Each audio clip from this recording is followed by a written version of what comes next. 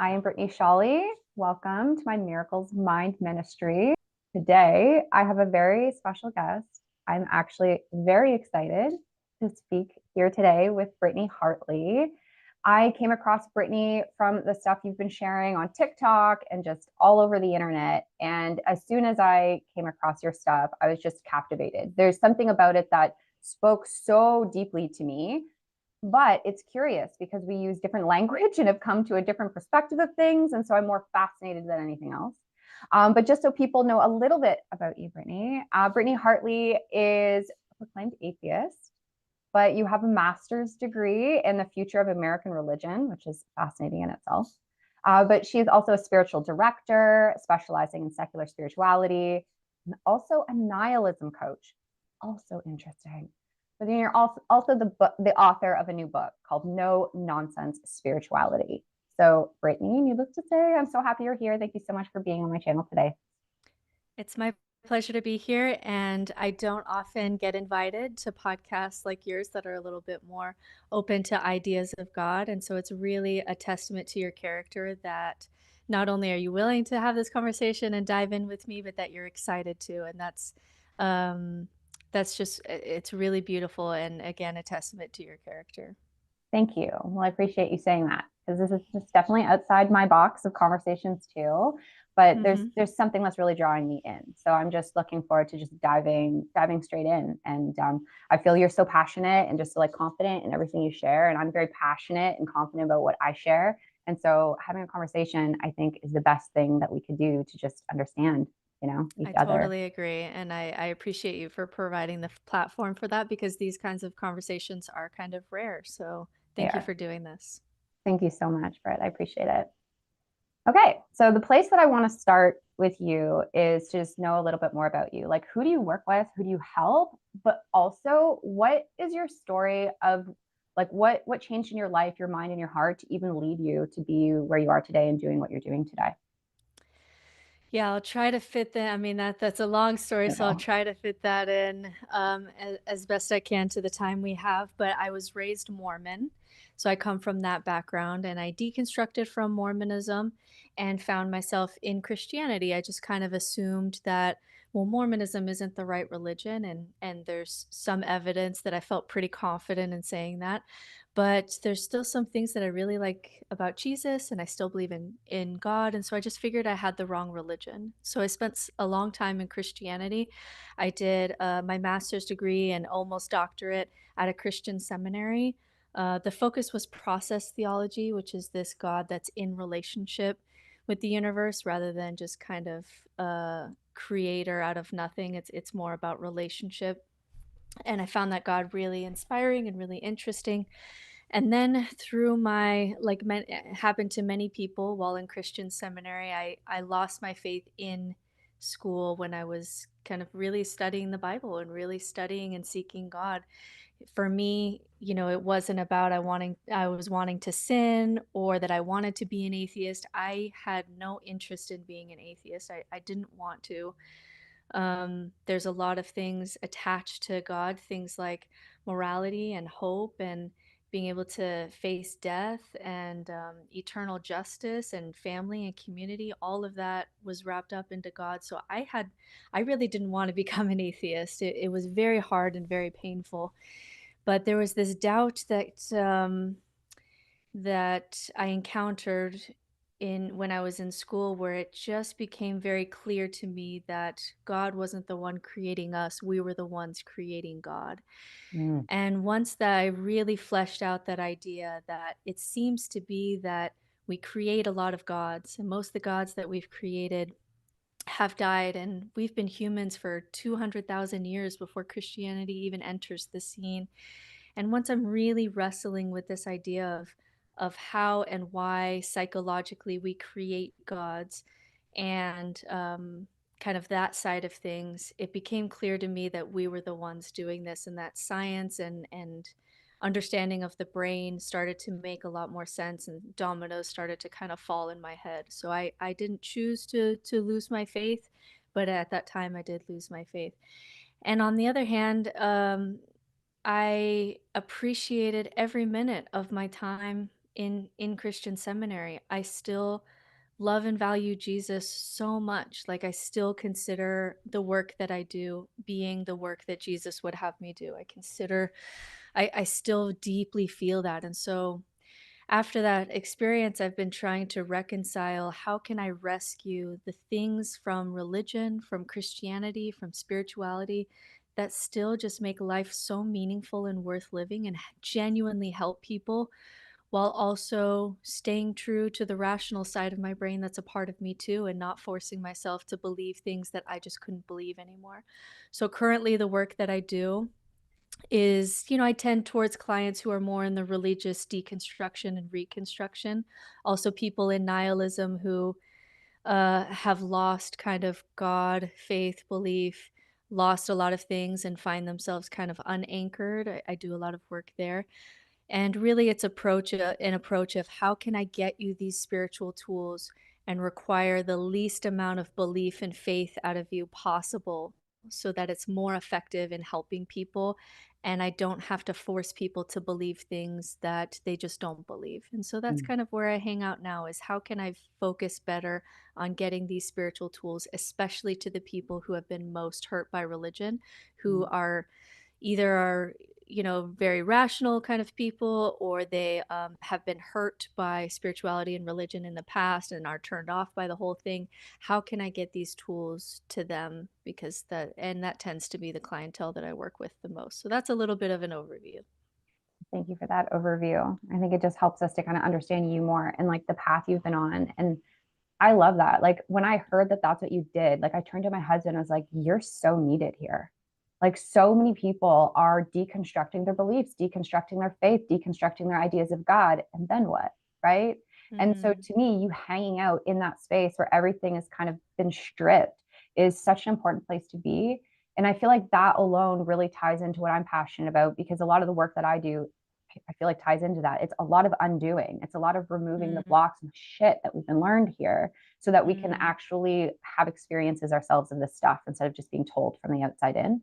So I value the work that you do so much. And like, I can just feel how much work you've done to bring yourself here. So first of all, thank you.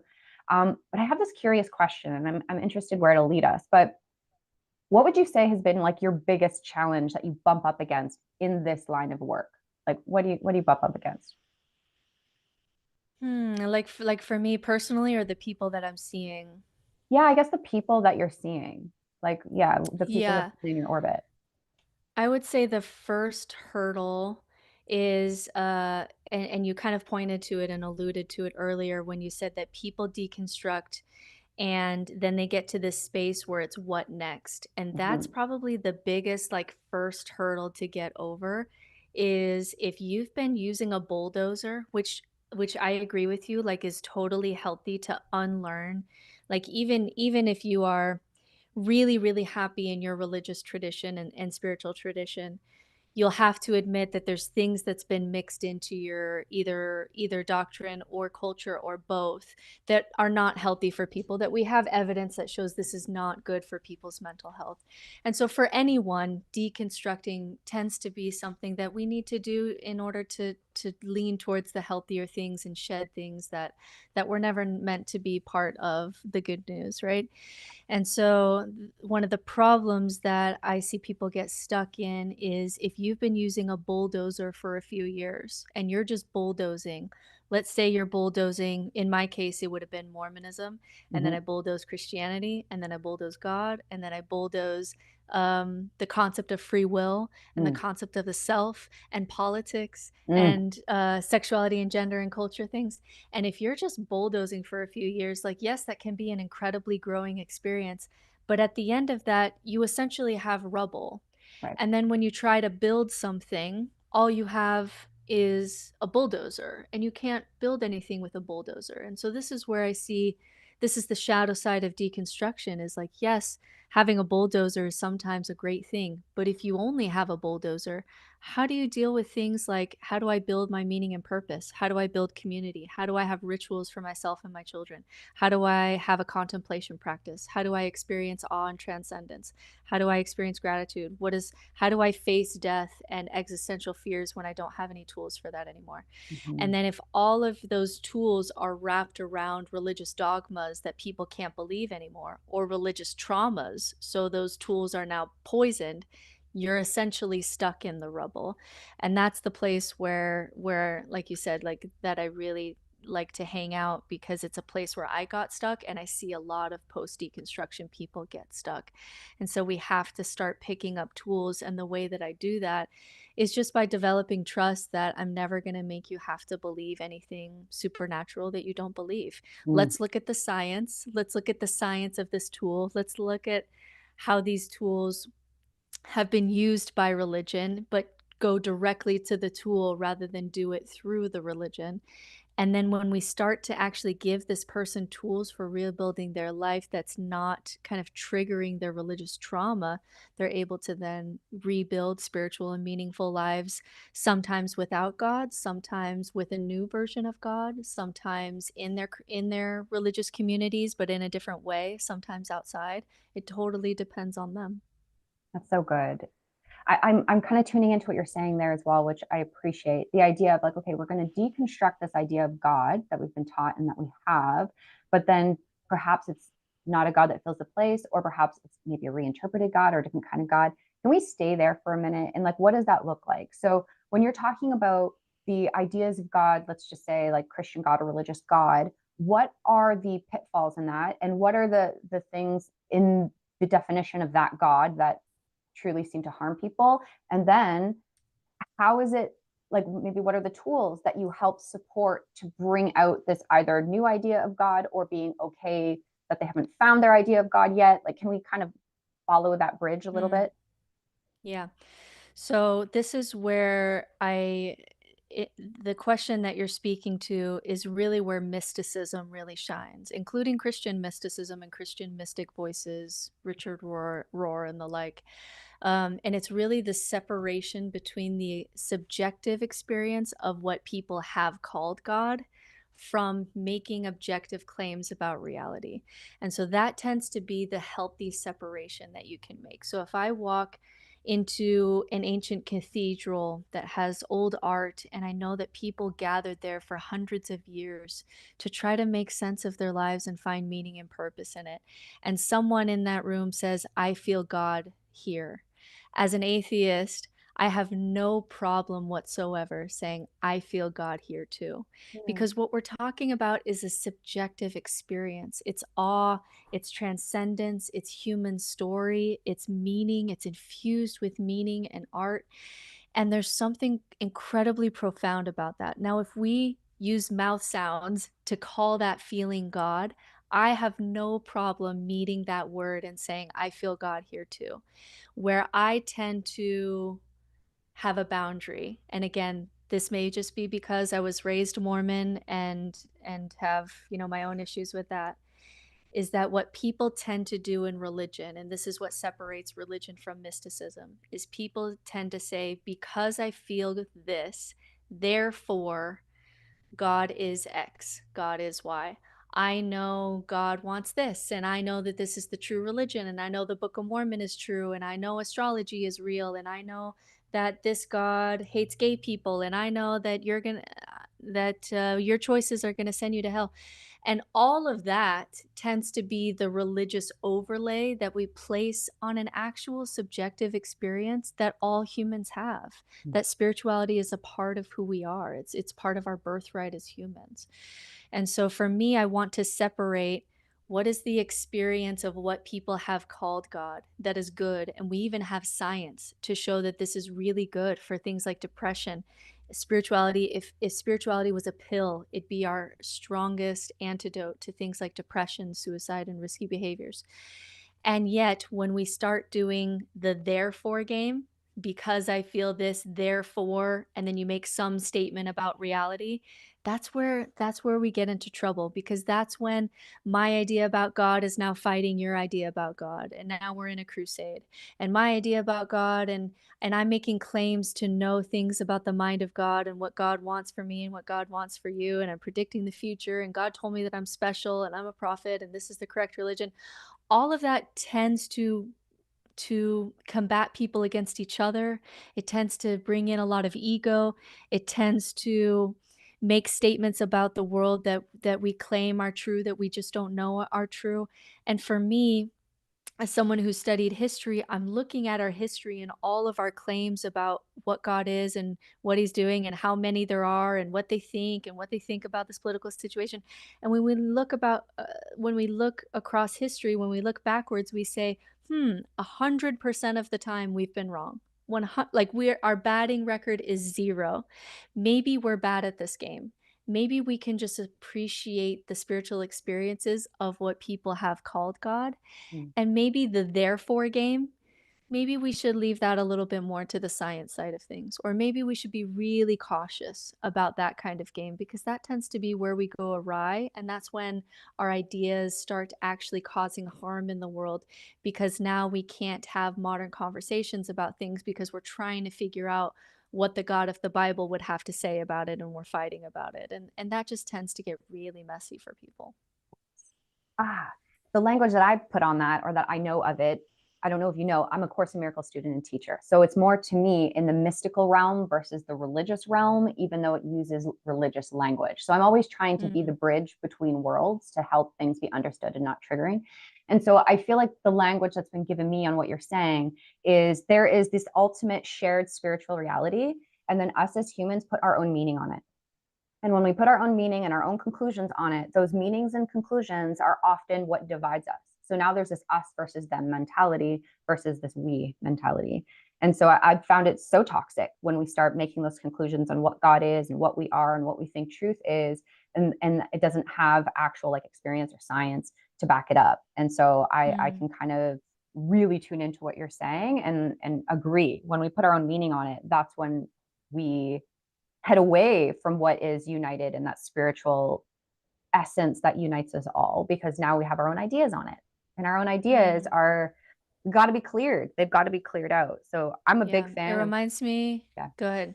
It no, please. reminds me of this quote that says, "Religions of the world may quarrel, but mystics speak the same language."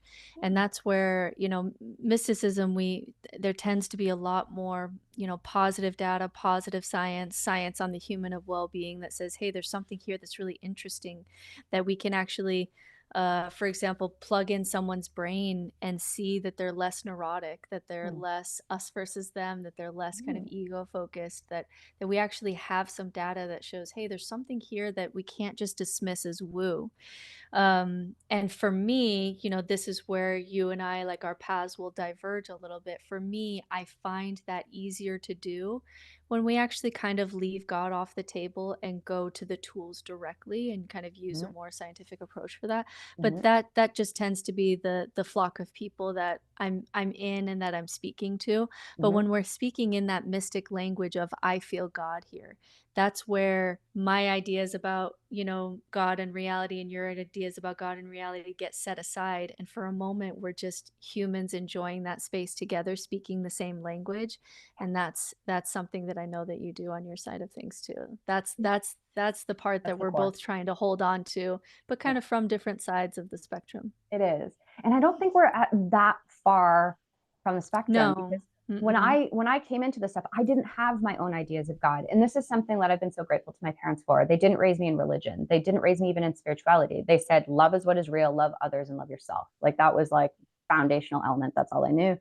And so coming to the teachings that I've come to now, I couldn't read God. Like I crossed it out and wrote universe. I crossed it out and wrote love, Mm, because I was like, there's something so icky about what I've heard everybody else does with God that I'm not going mm, to ascribe to that, even if it's written in the book that I'm reading.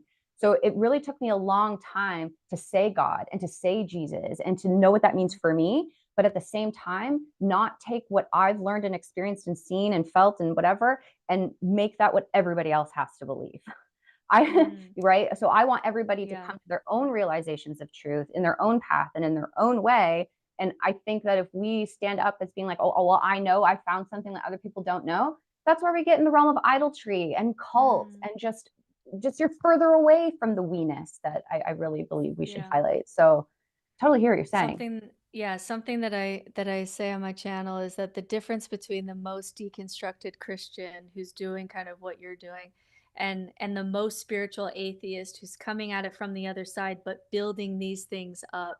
The difference between kind of the approach and the lives of these two people is a hair. Like Yeah, maybe sometimes that's an important hair to either sure. side, but it really is just a hair. Like it's the middle space between the nihilism and the fundamentalism that really has the good stuff, that really has that opportunity to make that we space that isn't so divisive. So I really tried for a long time to do that from the religious side, and in Mormonism, there's no space to do that. But then even found for Christianity, it was getting harder and harder to do that, and so now I kind of come at it from the other side. But that space and mystics from any tradition who are really comfortable in that space that you just talked about, I find that we are kind of all doing similar work and speaking the same language, and I find that really beautiful.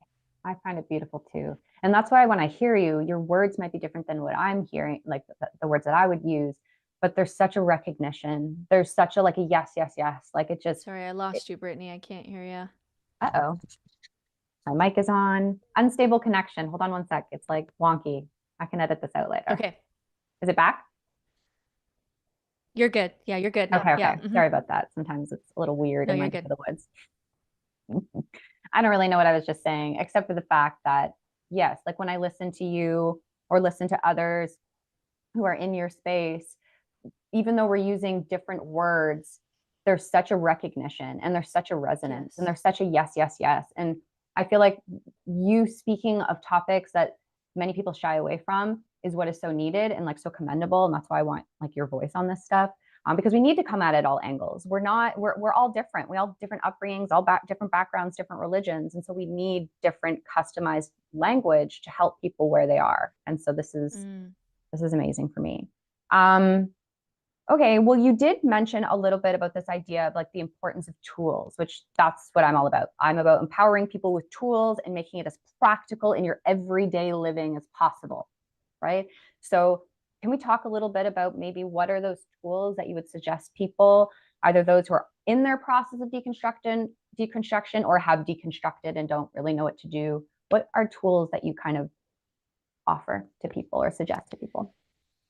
Yeah, there's maybe 10 or so that I go over in the book, and what really helped me when I was in that space is coming at it from the science side, because that just felt very safe for me as someone who was coming from religious trauma. And so really, it's looking at all the things that religions do, because religions are vessels for kind of all of these things that tend to be good for us. This is why something that sometimes bothers atheists is when you look at human well-being. We have some studies that show that if you're a part of a religion, that you're going to have some higher markers of well-being. And it's not necessarily because each religion is true, because they all conflict with each other when it comes to their truth claims. It's really what they're carrying. And so for me, it's really about what are these tools that they're carrying, and how can we get that tool for you in an authentic way, kind of from the ground up. So it's spirituality from you up, rather than kind of story or narrative or truth claim kind of down. Love that. So I often start with rituals and just doing the science of rituals.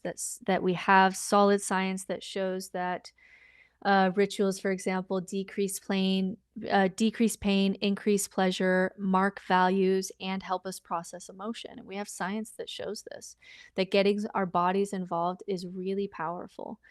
And so atheists will sometimes say, like, baptism, this isn't actually really doing anything. I don't believe in this. And then I show them actual science that says, actually, if you go into a body of water and you are you have an intention that you're going to let something go when you go down into the water, and you're going to come up and kind of mark that this is going to be a new chapter for you and you want to move in this direction, we actually have some science that shows that it helps you to do that.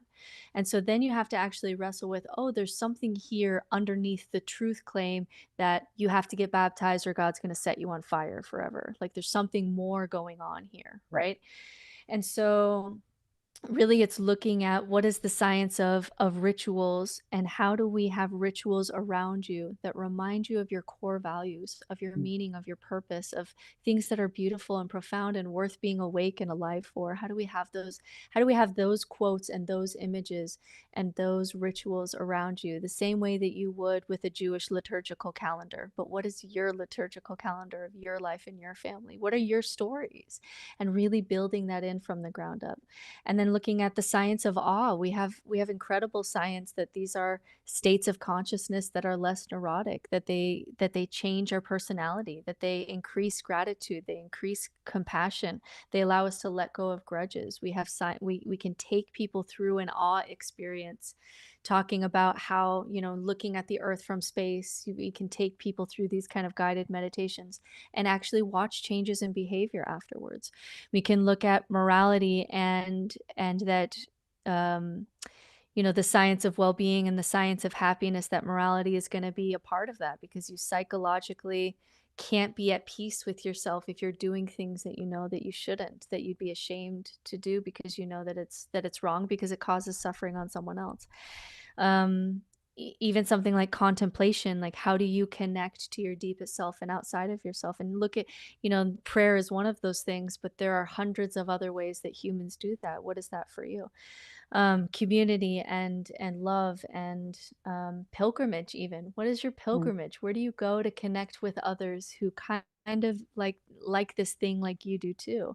For my mhm. husband, who's an Ironman competitor, going to a finish line with all these people who have made this goal, and people are cheering for each other, and you go across the finish line and you hug your friends and family, and people are there just as volunteers to give water to him. That's a sacred place of human experience, and that's his pilgrimage.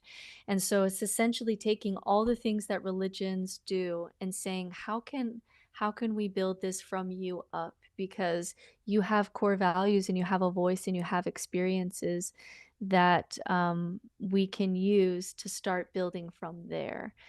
And I guess that's kind of where I would start. And if you're interested in what all of that would look like fleshed out, I do that. I do that in my book. Perfect. Speaking of which, I'll make sure I have links below for people. But I love that from the you up. Yes. I always say things like, it's customized. Your curriculum is customized. Like if you lean into yourself, like lean into your heart, lean into your mind, like you will be able to almost create your own pathway that's most customized and helpful and specific to you and your needs and your family and your environment and your culture, et cetera, et cetera. Whereas I found, like, especially in my community as well, because there is such a deconstructed component to it, that I found that people get deconstructed and then they're just separate. It's like, okay, well now nobody exists. Like now nothing's going on, and now like I'm like, then what are you living for? Like what? Why? And so I like your approach, where even though we're deconstructing, you're like, okay, well let's find out what is meaningful to you, right? What is sacred to you? What is a pilgrimage for you? And I absolutely love that approach. I feel like that's very humble and very compassionate and considerate and charitable for everyone being unique, you know? And like you're saying, we do need help with that. I think Yeah. one of the lies, there's a few lies in atheism, but one of the lies of atheism is that if you just leave religion, you're automatically going to know how to manage your relationships, how to build your life, how to make a life of meaning. Like that to me is the lie of atheism, that if we were just to leave toxic religion, everything else would just kind of fall into place. And for me, the truth is not that we're born damned and born broken, but I also don't think that the atheist side that says that you're just born good and you'll know exactly what to do with these really, really hard existential philosophical questions, and you could just figure that out totally on your own and you're fine. I don't think that that's true either. And so something like a loose structure tends to be helpful for people. Just show me what my options are for a contemplative path. And then you can say, oh, actually, that does resonate with me. I do really like deep conversation with other people. That's very restorative for me. That's very connective for me. But if you just leave people with nothing after they're coming from religion, that tends to not be healthy for people either. Mhm. Too much freedom is actually kind of, for our nervous system, is paralyzing. And so we actually, I think, do need a little bit of support in order to say, oh, here are the options. This way kind of resonates with me, and then you're kind of off and running. And so I think we're coming at that from different ends of saying, yes, this is an individual journey, but not to the point that you just leave religion and you'll just know what to do and how to structure your life. That Right. I know people who are there, they are not doing great. Right. If you have nothing, like if you don't know up from down because you have just deconstructed straight into nihilism where everything is like, you don't even have any kind of sense of up and down and left and right anymore, that is not a fun place to be either. So there's got to be kind of a way in between that where we can have a little bit of help and support from wisdom teachers, from people who have kind of found their way, to give you permission to find for what that looks like for you. So as a spiritual director, even though I'm an atheist personally and I can talk about my path, I never would kind of say, follow me on my path. This is my Right. path. This is my Right. life. This is how I'm seeing it. I just want to give you some better tools and have some science behind it to give you some permission to find your path. And so, in session, I would never, for example, challenge someone's beliefs about really anything. I would really just dig into what are the fears and desires that are underneath your beliefs, and let's dig into that more. Perfect. Good. I'm so happy to hear that. I agree. And this next question is just kind of coming up in the moment, but it ties in with this tools idea. Because one of the tools that I feel has been life changing, life saving for me is just the consistency of just mind training and just like remaining present in my thinking and available for you're talking about wisdom teachers. Like there's so many wisdom teachers that I'm so grateful to be surrounded by that I lean on. But then I think of the idea of like internal wisdom teacher, right? Like inner guidance. So the Bible may call it, actually, I don't know what the Bible says about it. I'm not Christian. I don't study it in that way, although I know a lot about it. But of course, Miracles talks about it as if it's your inner teacher, your inner guidance system, the Holy Spirit. That's the language that is given it. And so we talk about it like we all have the Holy Spirit and we're training our minds out of the ego to listen to this higher wisdom. And then the higher wisdom, the higher guidance system can guide our lives, right? Guide our relationships. It's all about relationships for me as well. I know there's maybe not much science on that, but what are your thoughts on that? And do you have anything to add to that conversation of getting in touch with your own inner guidance system? Hmm. Yeah, I wrestle with this question quite a bit. So here's Sure. where I come at that from what we know of the science side, and some of that is just more psychology and Jungian psychology, which already kind of gets a little bit fuzzy. Mm-hmm. But we can start to make sense of our psyche a little bit, especially with these meta stories that we have of these archetypes that just kind of show up over and over in our psyche, and these are ways to kind of understand what's going on. Mm-hmm. But how I come across your question is, our conscious mind is this really narrow spotlight of attention. It's just Mm-hmm. really small part of ourselves. It feels like it's really logical. It feels like, yeah, I'm choosing what I want to choose, and I'm totally in control of myself, and blah blah blah. And the reality is that most of the work being done in your brain is being done in the dark of your attention. So Mm-hmm. most of why you do what you do is really being done in the dark. And, for me, I would just call that more the subconscious. And the Subconscious, right? subconscious, I think the science is something like we're getting, it's like 2 million bits of information per second, and we can attend to about 30, I Right. think I think is what it is.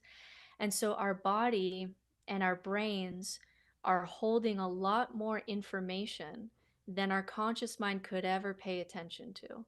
And so we feel like we're this wave that's moving and doing things, and I can do what I want and whatever. And really, there's this entire ocean of desires, of fears, of wounds, of core values, of motivations that's driving those waves underneath the surface. And there's so much going on in that space. And so for me, it's not really about kind of that the inner voice is always right, because sometimes what's going on in the subconscious or what's driving your behaviors because of fear or a fear of death is a lot of what's going on. We know from terror management studies, a lot of what our brain is doing is trying to find ways to avoid death, in various sneaky and clever ways. And sometimes it's a wound that's being activated. There's a lot of stuff going on there. And so for me, it's more about how can I support a conversation between my conscious and subconscious mind Mm. to be able to get at more information about what's going on underneath the surface.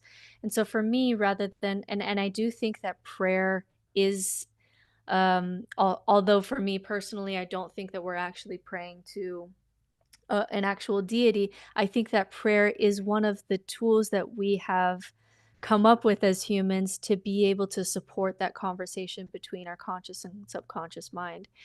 Um, and so for me, I just want more of that. I want more tools that don't require belief for Mm. me to get at what's going on in the ocean of what I am versus just the ego spotlight of my attention that really is focused on kind of protecting myself, is what the ego's job is. Yeah. So a lot of that is inner child work. A lot of that is going to be shadow work. A lot of that's going to be meditation and watching your thoughts and just taking it in as information and kind of starting to interact with that part of you.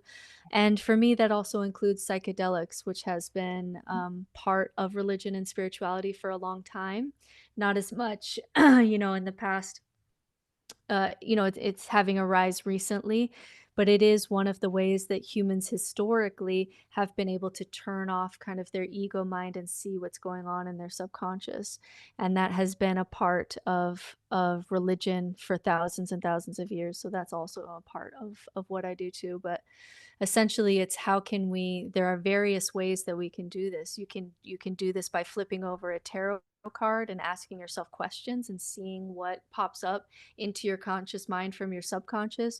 You can do this with writing and certain journaling exercises you can do. There's shadow work you can do. There's inner child work you can do. But it's essentially these are just mirrors that we're using to try to figure out what's going on underneath the surface of our conscious mind, because that part of us has a lot more knowledge and wisdom than we can even pay attention to, because we just have such a limited attention spotlight. And so anytime that we're doing that work, however the tool is that you do that, I think is helpful for people. What I try to do is I'm seeing everybody do this work and they're sure of their religion, they're sure of astrology. They start making truth claims about, well, this is the only tarot card, the universe spun in such a way that only I could have turned over this tarot card today. And that's a lot of truth claims. That's a lot of statements about reality. And that's where, again, I take that mystic approach of, hey, can we just use these tools without doing that game? Because Mm. that tends to be where we start wrapping our identity around certain beliefs being true. These Mm. tools work even if you just use them as tools. And so there are a lot of different tools that support that subconscious conscious mind conversation. But it definitely is a place where you can really start making intentions and living more authentically, because there's more to you than just the little wave of your attention. There's an ocean of you that holds a lot that we all benefit from breaking into, however we do that. Amazing that you're bringing all this up and using this language. Just this week, I made a video on the conscious and the subconscious, and I talk about the superconscious mind and how important it is to not think that just because we have thoughts crossing consciousness that either they're real or that they actually mean something. We have to almost like move them aside so that we can look deeper to what we're actually thinking. And so I love that. I'm gonna pull that out, the idea of cultivating the conversation between the conscious and the subconscious mind, because that's what I'm getting at. Like, I don't care what people call it. I don't care if they call it inner guidance or Holy Spirit or just conversation. To me, it's the same thing, but that's the point. That's the inner work and the inner healing work that I think can relieve us from our pains, our past, our traumas, and allow us to really see things clearly without that darkened filter that's blinding all of us, right? Hmm. So, okay, there's lots in there, but that's awesome for now. Okay, where did I want to pivot? Okay, this is where I want to pivot, because this is really important to me, this conversation. I've talked a lot about this conversation myself. I don't have that many people to talk about it with me. But it's the idea of spiritual bypassing, right? Mm. And my main question is the idea of, like, first of all, if you can like unpack that for us, like what does even spiritual bypassing mean? But then what can be some of like the negative or toxic byproducts of spiritual bypassing, and even just not even noticing you're bypassing, and the whole just like, oh, I'll just like send prayers and love and light and oneness and whatever love people send to people, that stuff. Can we just talk about this? Yeah, See where it let's goes. talk about spiritual bypassing because Let's do it. it's something that shows up anywhere you are in the spirituality Yeah, world. It's happening unless it you're is. actively fighting against it and are aware of it and actually like actively having people around you be a check for that. Yes. It's a sneaky little beast and one that I have to be constantly aware of because okay, so let's start by defining terms here. So Yeah. spiritual bypassing is just using spirituality to avoid feelings you don't want to feel, and that's all it is. And Right. it happens for me. I see this, there's some things where I'm like, I think religion is doing this worse than say in the occult world or the or witchcraft or secular spirituality. There's sometimes where I can be like, religion's a little bit more toxic when it comes to this, but spiritual bypassing is one I see it equally across the board. We're all doing it, okay? Nobody's immune to this. No matter where you are, you have a tendency to do this. And the reason that it's sneaky is because once it's wrapped around spirituality or you have some way to bypass something you don't want to feel, it feels like I'm in the right and I'm doing the right thing and I'm spiritual and this is good. And that's what makes it so tricky and so sneaky, and why I see so many people who originally were doing kind of work similar to what you and I are doing. And then I check in with them 10 years later and they started a cult and then their cult collapsed and now they're kind of like hiding in Mexico or something. And I've watched many spiritual leaders and people who are doing inner work really get caught up in some spiritual bypassing and really getting their ego involved in doing the work. And so it what this looks like is in religion, this would look like we're all going to tell each other the story about what happens after we die so that we collectively bypass actually grieving. We're going to Mm. bypass healthily grieving as a community Mhm. and facing our fears of death and facing uncertainty and feeling really sorry that each other is going through this and that somebody lost someone. And instead, we're going to all kind of take this drug together where we sing the same songs. In Mormonism, we're all going to sing God be with you till we meet again. We're going to tell the story. We're going to say to each other, they're in heaven now. And we're all collectively going to take this drug so we can bypass feeling the actual shit of what it feels like to lose someone and not know where they are or if you'll ever see them again. And so we see this, it's pretty obvious in religion when we see this, or prosperity gospel, or we can see this is why religion is often called the opiate of the masses, is because there's Mm. these various drugs that allow you to say, I don't have to think about this, I don't have to feel this, I don't have to face death, I don't have to face feeling alone, God's always watching me. And it's really driven by all of our subconscious fears, but we wrap it in spirituality, we give it a scripture, we give it a thought ending cliche, and then we get to move on and not feel those things. Mm. Now in the new age spirituality world, there's going to be different language, but it's the same shit. Yep, It's it is. so it's good vibes only. Yep. It's you have negative energy, so I just get to cut you off, because I've got to protect my energy. And you're toxic instead of doing the shadow work, which is why am I being triggered by this person, which is the hard work, right? Yep. Or people who go from religion will instantly jump into near death experiences. And it's like, Mm. oh, you just found a new toy that helps you feel like you're not going to die. So you don't have to face those feelings. Mm. And it's the same stuff. Yep. It's feeling special, feeling like you're not going to die, um, feeling like you're important and your life matters to the universe. Sometimes in the new age world, that's like, I was Cleopatra in a past life and blah, blah, blah, blah, blah. And it tends to be the same, just using spirituality to be in this good place that's driven by fear so you don't have to face how hard and scary it is to fully be human. And in both religion and outside of religion, real spirituality is facing those things head on, facing death, facing meaninglessness, facing isolation, facing fear of freedom. Those are our four existential fears. Really sitting with people, really sitting with suffering, really sitting with how much we don't know, right? Mm, There's a reason that in religion that the dark night of the soul is for hundreds of years we have these documents that talk about the dark night of the soul being one of the most sacred places. And yet the thing that religion tries most to do is keep you from that place by keeping mm, it light and happy. But the same thing in new age spirituality too. Everybody's just trying to, can we bypass how hard it is so we don't have to make peace with things like death and uncertainty and our shadow selves and the part of ourselves that we're ashamed of, all of that. mhm. And so for me, there are ways in religion to, and I think Jesus is a wisdom teacher for me and a mystic who points to real spirituality and really sitting and mourning with people when they're mourning, right? Actually just sitting in the suffering of it rather than bypassing it. And so there are ways in religion that I find people get there, and there are, avenues in any spiritual path to be able to do the hard work. And there's also the same capacity to just use these tools to bypass and just be driven by ego. Yep. So it doesn't matter where you are, it doesn't matter what your spiritual path is. You'll have the opportunity to do either one, and you can't really tell what someone else is doing.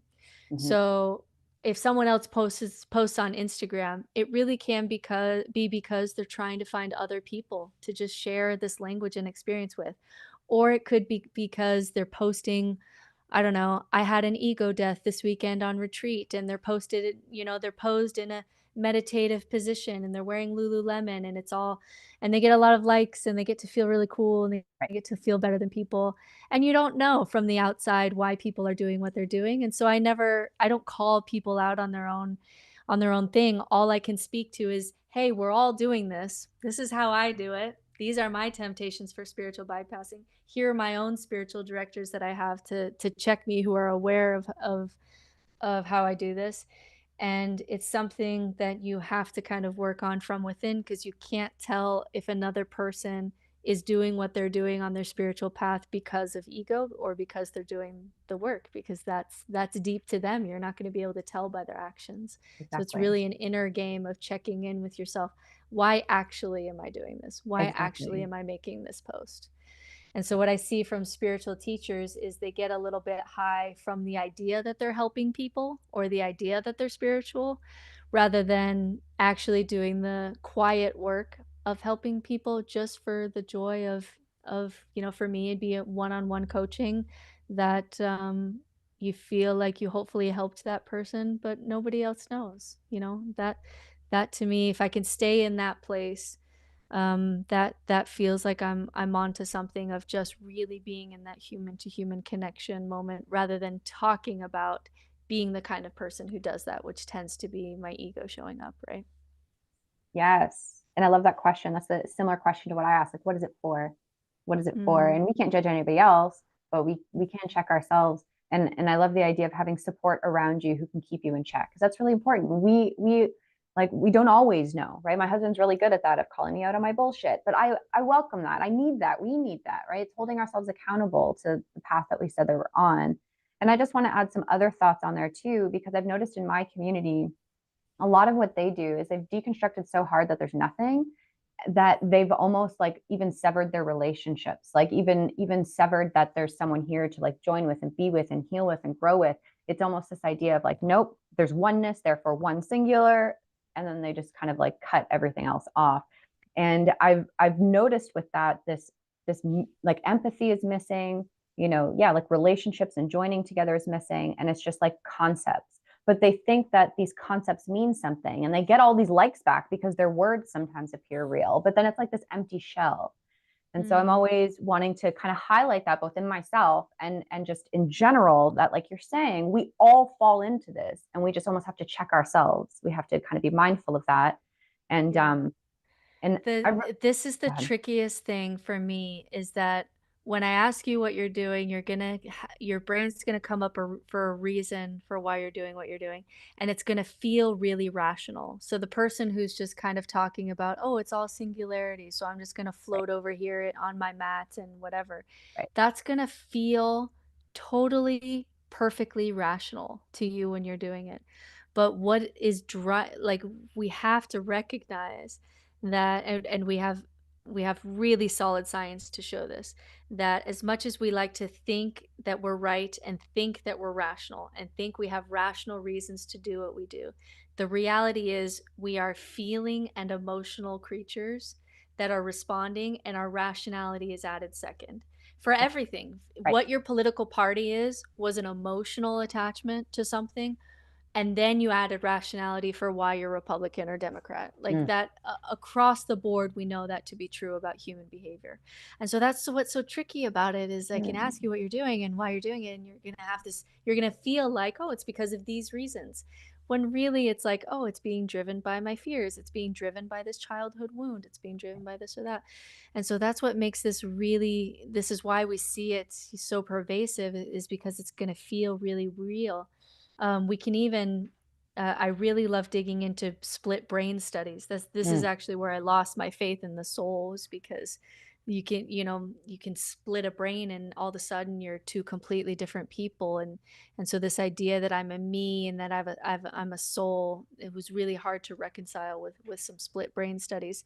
But you can give people a glass of orange juice, and to one half of their brain, like if there's a wall so that one eye can see either side, you have instructions that say drink the orange juice, and then to the other side of the brain, you kind of ask, why did you drink that orange juice? And instead of saying, I don't really know why I drank the orange juice, the brain will instantly go, oh, I was late for work this morning, or I was late getting here and I didn't have any breakfast, so I'm totally parched. I was so thirsty. That's why I drank the orange juice. And we can see, like, I'm watching you do this. You don't know Mm, that you're doing it. I know that you're doing it because your brain is split and I'm talking to the other side of your brain. mm. And so we feel like we're such rational creatures that are doing things for reasons that we know.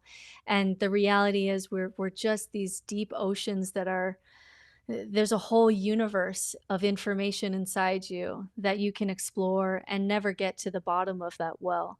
And so it's are you engaging in that work and in that conversation, or are you feeling like, oh, I have a totally rational reasons for my beliefs, and so I get to feel special because here are the reasons, or I know that I'm gonna live after I die because I've looked at these studies and they're conclusive of this, and it's like, no, that's all being driven by something underneath. And often we need teachers to this is what why we need wisdom teachers. And something that we've lost is especially for our young people, access to mentors and wisdom teachers who can help be that mirror, because it's Mhm. really hard on your own to get there, because everything is going to feel like, I know why I'm doing what I'm doing, and it's like, no, you don't. I completely agree. And I feel like the language that I've put on that is we have, I call it the ego, you call it like the split brain. So maybe we're using language a little bit different there. But the ego that I've come to understand, which is kind of in alignment with Jungian, kind of not, the idea that it is split. It's like a self concept that there's like one side that you present to the world and that there's the other hidden side that's behind it. And I feel like what you're saying is the front that presents itself to the world speaks loud and it speaks first, but it's often erroneous. So, Mm, really, the reason why we're doing things isn't what you originally say, it's what you're thinking behind those superficial thoughts on top. So, it's all about almost calling bullshit on the first thoughts that come up to answers of questions so we can actually settle in and let it rise. And you keep mm, bringing up this idea of like the fear of death. I just did a video last week about the obstacles to peace, and one of them being the fear of death, and this idea of like the fear of God and like the desire to get rid of peace, which is crazy to think, but we do. And those are like the belief structures that are running everything else on top. But most people are just witness to what's on top, and they're trying to deal with what's on top when this is what's operating underneath here. And it takes some brave, badass souls. Sorry, I call us souls. I say beautiful souls, but that in order to dive deep underneath there. mm, And to me, like when I use soul, it is the energy, the life, the love, the essence, the we-ness that is beyond that split duality of the ego, both the conscious and the subconscious. It's something whole and complete other than that, right? But we can get into that in a whole other topic. But for the most part, I'm absolutely I'm loving this back and forthness.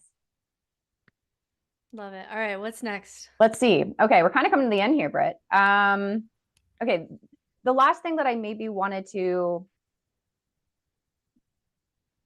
finish off on, just because you have mentioned that you still love Jesus, but you see him as a mystic. I do too. And so I would like to talk about that a little bit, because like, how is that possible if you've like deconstructed everything and find yourself in the place that you find yourself? How does Jesus still hang out? Like, how is he still there? And so like, how do you see him? And how would you say is the most healthy way that someone could maybe lean into having a relationship with him that is free of dogma and other things, but just direct relationship? Yeah, what I find with people, with being in the deconstruction space for so long now, is often people need to leave Jesus for a time, and then they kind of dive into these spiritual topics that we're talking about. And then one day they kind of find themselves in an old parable or an old scripture will come up, and they'll say, "Wait, that's what I'm studying over here from Buddha, or from, wherever they're getting spirituality kind of outside of their growing up with Jesus." They'll be able to return to Jesus in a different way and see that underneath the God we created him to be, and all these truth claims and all these things that we wrote about him later, that there was this man who was this homeless mystic radical who was speaking truth to power, flipping over tables, sitting with people who, usually the institution wouldn't sit with, who was talking about the Good Samaritan, someone outside the institution who was actually showing love when the priest and the Levite walked by, who was talking about simplicity and simple living, who was talking about, little children, and really the only condemnation he really had is the people who hurt little children, which is sometimes so different than how our churches act today. And so often it's kind of leaving the Jesus that you grew up with, that was kind of wrapped out around this kind of Santa Claus, Jesus loves you, but if you don't do what he would do, or if you don't do what God would do, then he's going to set you on fire. And, all of that gets mixed in there. Once you leave some of those truth claims that we've put on top of Jesus and explore some spiritual concepts, wherever it will be, often people kind of jump to Buddha and then come back to Jesus and realize that Jesus was kind of like Buddha.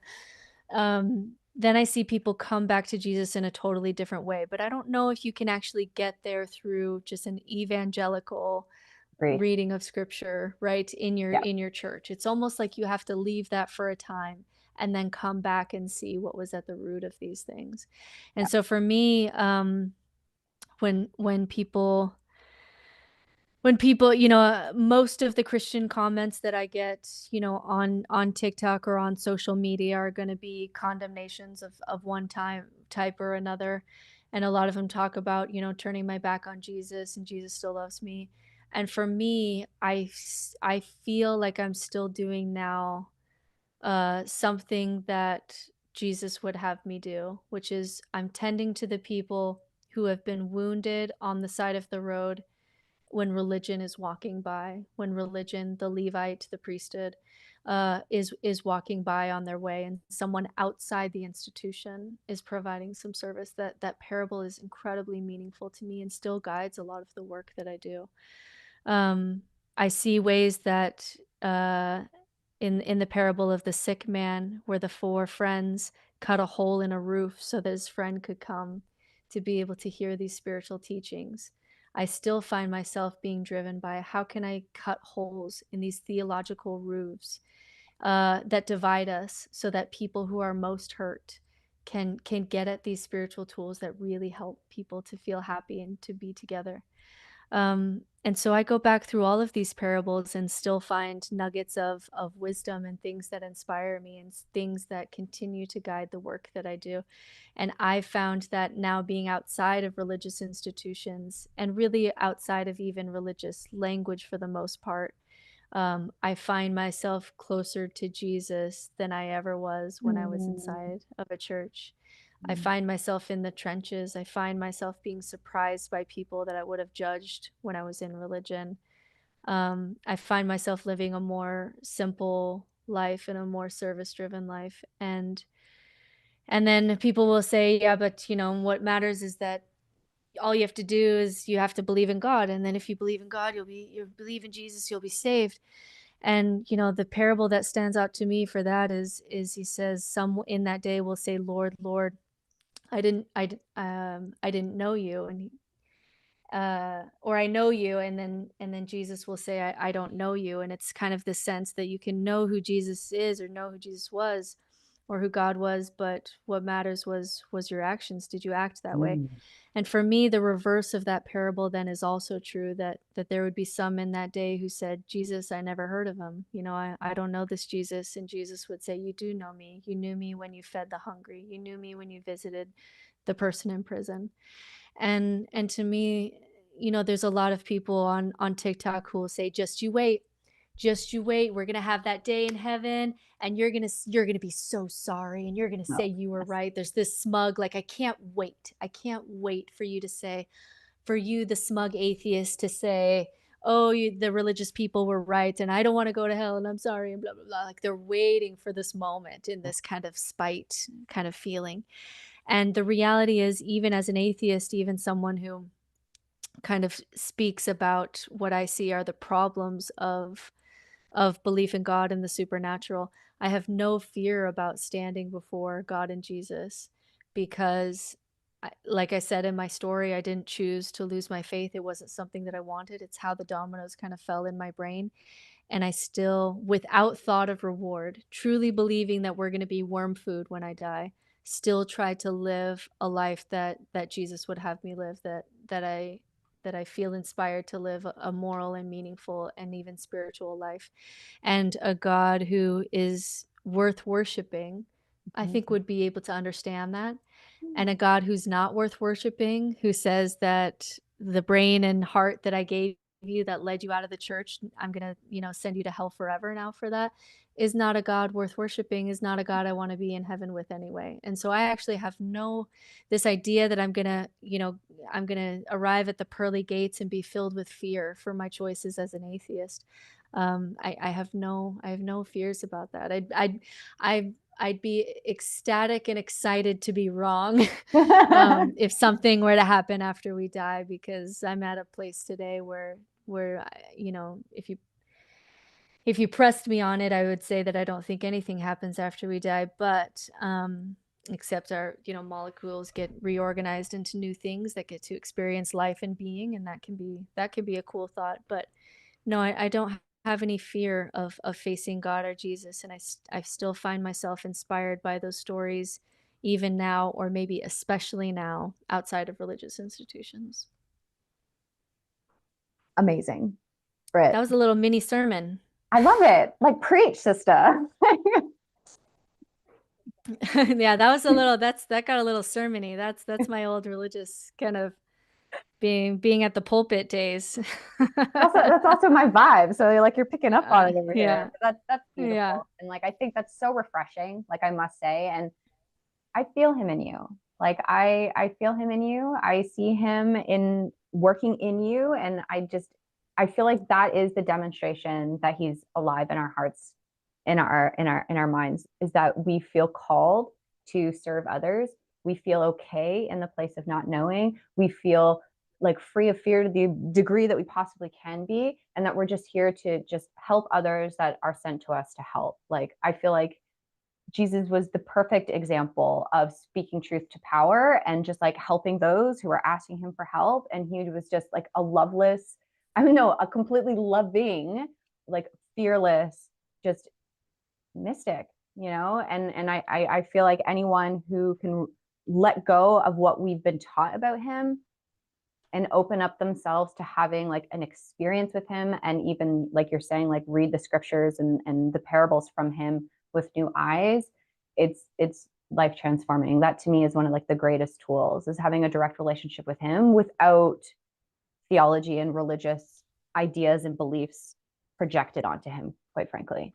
And so I Yeah, feel like for you me do a good job. for me that more sounds like there's this kind of well, this underground river of mysticism, of real spirituality that leads towards inner peace, Mhm. and Jesus had a well that people can find that place through Jesus, and Yeah, Buddha had a well, and yeah. there's all these spiritual teachers that had wells to this place.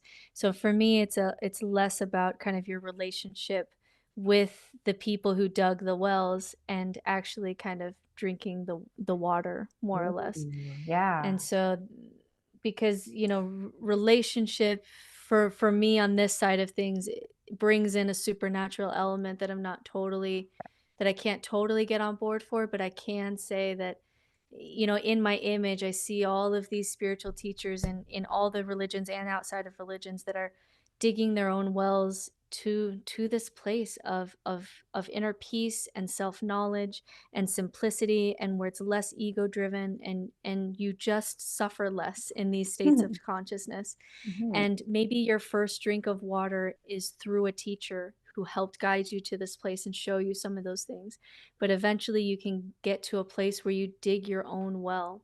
And then when that happens, other people can drink that water through the well that you dug. And so for me, that's going to be, as an atheist spiritual director, some people are experiencing spirituality through kind of more the science side of things, Mhm. and that speaks to them. But we're all kind of digging wells to the same place, and of there's these states of being, there's this different ground you can stand on, where you're just less neurotic and you suffer less, and where the good stuff of life is. And for whatever reason, whether we were souls trapped in bodies or because of evolution, our natural brains are biased and fear driven and ego driven and neurotic and have a negativity bias.